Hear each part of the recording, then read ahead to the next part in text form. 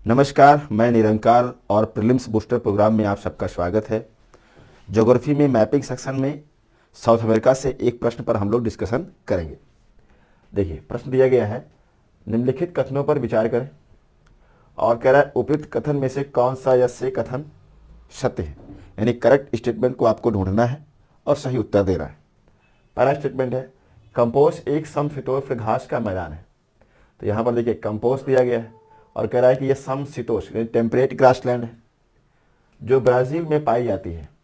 अब ध्यान दीजिएगा, कंपोस्ट की अगर एग्जैक्ट लोकेशन हम देखेंगे तो कहाँ पर है, देखिए ध्यान से।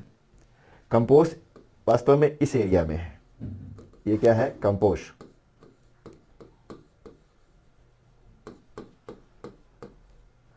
और कंपोस्ट जो है आप 3 देशों में इसको देख सकते हैं मेनली। एक है ब्राज़ील, उरुग्वे और अर्जेंटीना। वास्तव में यह एक ट्रॉपिकल ग्रासलैंड है, ठीक है। तो ये टेम्परेट नहीं है, टेम्परेट में पंपास है, प्रेरीज है, ये सब ग्रासलैंड आएंगे। बट कंपोस्ट एक ट्रॉपिकल यानी कि उष्णकटिबंधीय घास है जो इस क्षेत्र में है। अगर हम इसी को वेनेजुएला में देखने का प्रयास करें, देखो ध्यान से, तो वेनेजुएला में इस क्षेत्र में आपको यही ग्रासलैंड मिलेगी, बट इसका नाम हो जाएगा लानोस।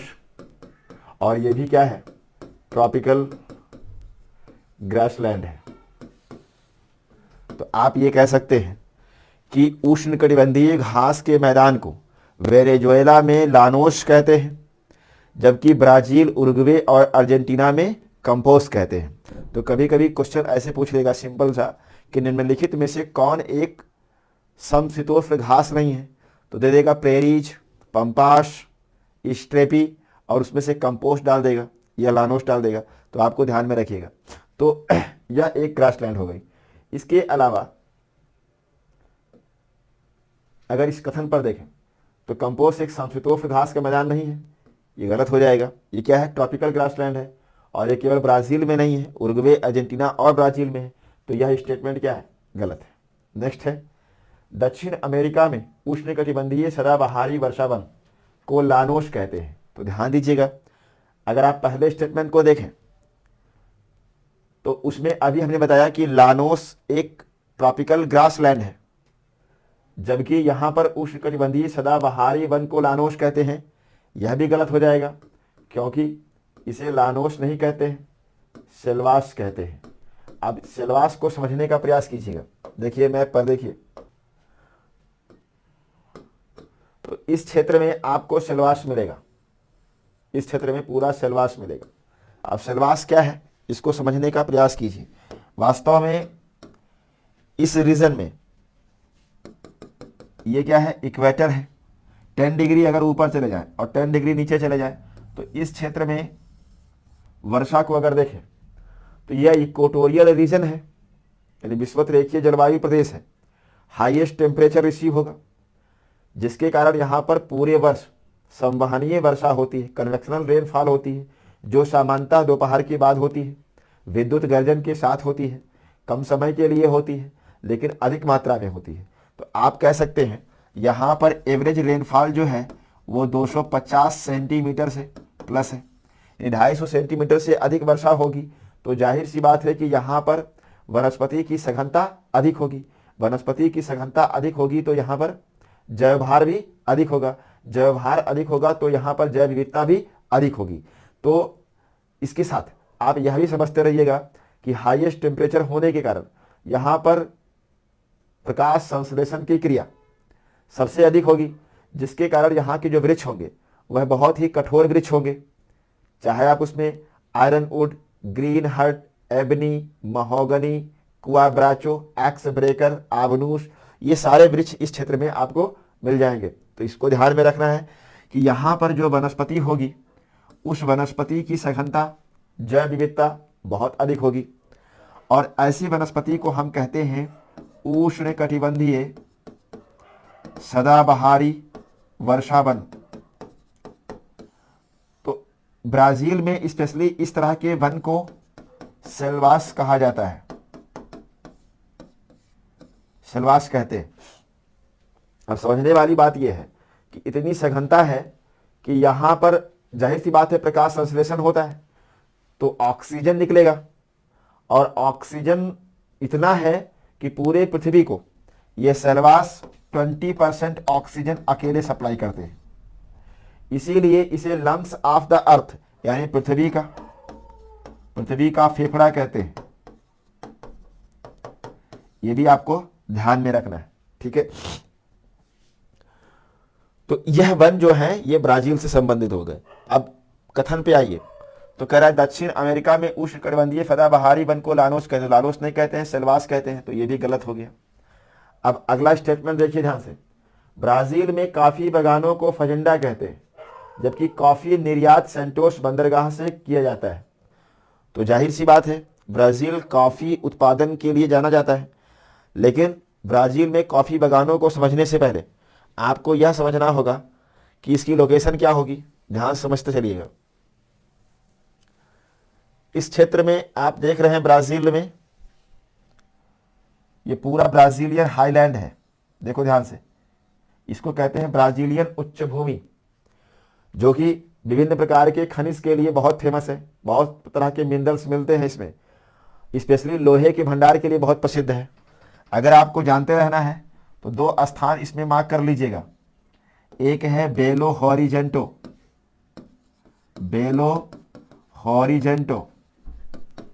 और एक है इताबीरा।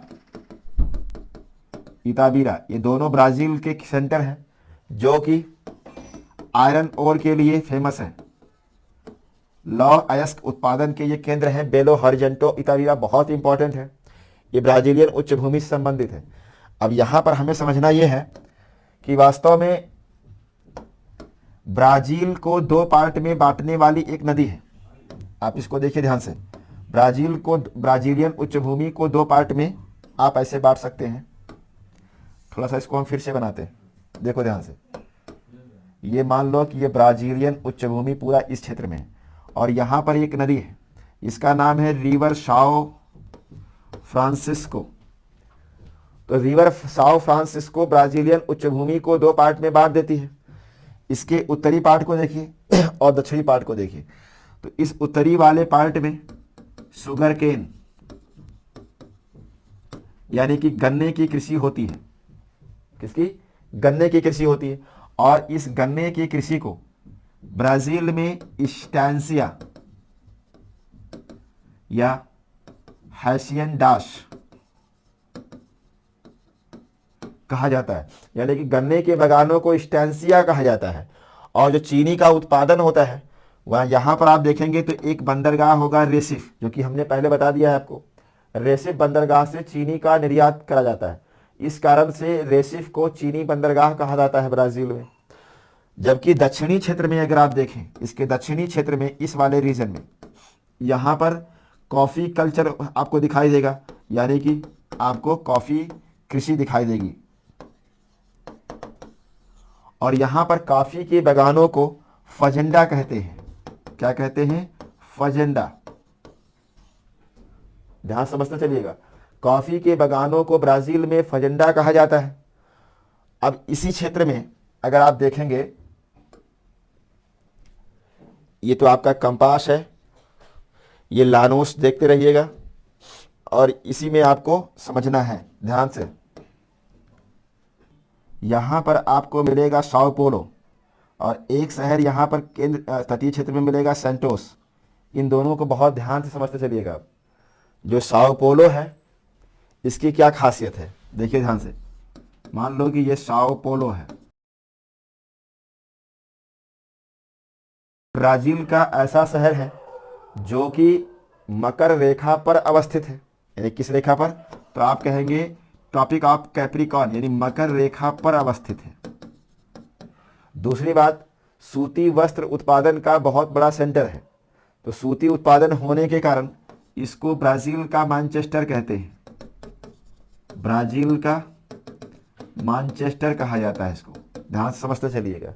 साथ ही साथ जो कॉफी कृषि होती है वह साओ पोलो में इकट्ठा करी जाती है।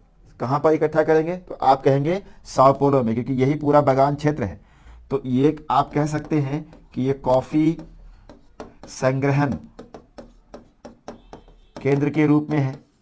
कॉफी को यहां इकट्ठा करके आगे ले जाएंगे सेंटोस पर, और सेंटोस से कॉफी का निर्यात करेंगे। तो आप इसको ऐसे समझ सकते हैं, मान लो कि ये साओ पोलो है और यहां पर मान लो सेंटोस है, तो यहां से कॉफी इकट्ठा होकर के इधर की ओर लेके जाएंगे।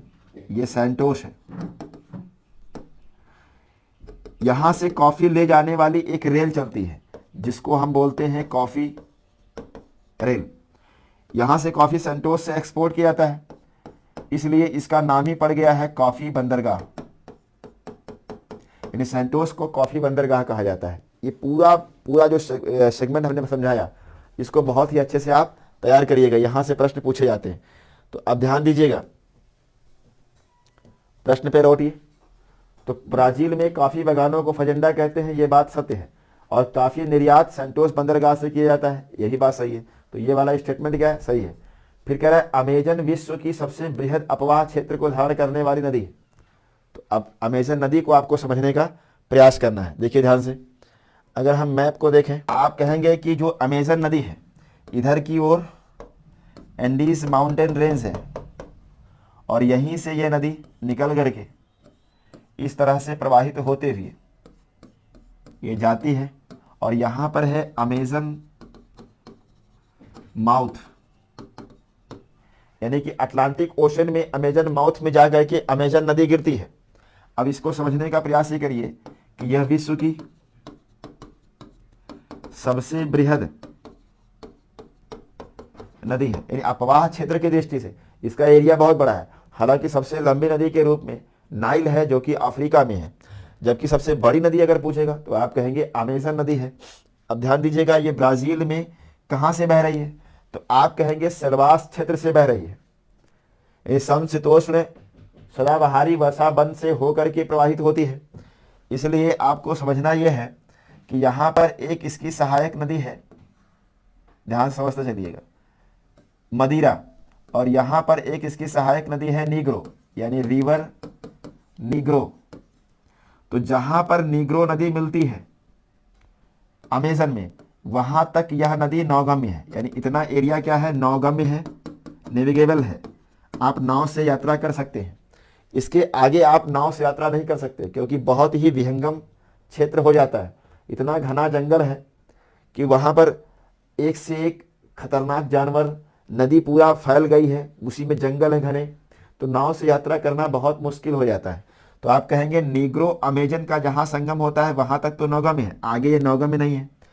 ध्यान देने वाली बात है ये कि इसकी एक सहायक नदी है रिवर मदिरा, और रिवर मदिरा अमेजन की सबसे लंबी नदी है। इस बात को भी आपको ध्यान में रखना है। तो अमेजन एंडीज माउंटेन रेंज से निकलने के बाद पूर्व की ओर प्रवाहित होते हुए अमेजन माउथ में गिरती है जो कि अटलांटिक महासागर में। नीग्रो अमेजन का जहां संगम होता है वहां तक यह नौगम्य है, आगे यह नौगम्य नहीं है। मदिरा इसकी सबसे लंबी सहायक नदी है। इसके साथ साथ आपको यह भी समझना है कि ये पूरा जो सेल्वास क्षेत्र है यहाँ पर वहीं से प्रवाहित हो रही है। तो यह क्षेत्र हम कह सकते हैं कि इसकी पारगम्यता बहुत कम है, आधारभूत संरचनाओं का विकास करना आसान नहीं है, इसलिए ब्राजील का यह आर्थिक दृष्टि से पिछड़ा हुआ क्षेत्र है, यह भी आपको समझना है। इस क्षेत्र में रबर को पहली बार देखा गया। तो रबर को जब देखा गया तो इस क्षेत्र में रबर की कृषि को डेवलप कर दिया गया, यानी इस क्षेत्र में रबर की कृषि को डेवलप किया गया। और इसी क्षेत्र में एक स्थान है मानोस, और मानोस क्या है, ये रबर संग्रहण केंद्र है, ये रबर संग्रहण केंद्र के रूप में जाना जाता है। और हमने बताया था कि बेलम बंदरगाह जो है, बेलम बंदरगाह से रबर का निर्यात होता है, इस कारण से बेलम को कहते हैं रबर बंदरगाह। तो इतनी बातें जानने के साथ साथ आपको यहां पर एक चीज और जान लेना चाहिए। ब्राजील के उत्तर पूर्वी क्षेत्र में, यहां पर इस क्षेत्र में आपको सेमी एरिड वेजिटेशन मिलेगी, यानी कि क्या कह सकते हैं, तो हम कहेंगे अर्ध शुष्क वनस्पति। अर्ध शुष्क वनस्पति को यहां पर वनस्पति को कहते हैं कटिंगा, है ना, इसको व्हाइट फॉरेस्ट के रूप में भी जाना जाता है। तो ये सारी कहानी हमने आपको समझा दी। अब इसको आप तैयार करो अच्छे से। तो मैप के साथ आपने सब कुछ देख लिया है। अब प्रश्न पे आइए। तो अमेजन विश्व की सबसे बृहद अपवाह क्षेत्र को धारण करती है, यह बात एकदम सही है। अब थोड़ा सा कुछ चित्रों को आप देखने का प्रयास करिए। देखिए, ये कंपोस्ट ग्रासलैंड है, ये लानोस का क्षेत्र है वेनेजुएला में, ये सेल्वास क्षेत्र है, बहुत घने जंगल होते हैं, ये कॉफी प्लांटेशन है, कॉफी के ये बागान है, ये देखिए फजेंडा। ठीक है, तो इन सब आधार पर अगर हम प्रश्न पर जाएं तो आप कह सकते हैं कौन सा कथन सत्य है। तो इसमें तीसरा कथन सही है और चौथा कथन सही है, यानी कि सी उत्तर इसका हो जाएगा।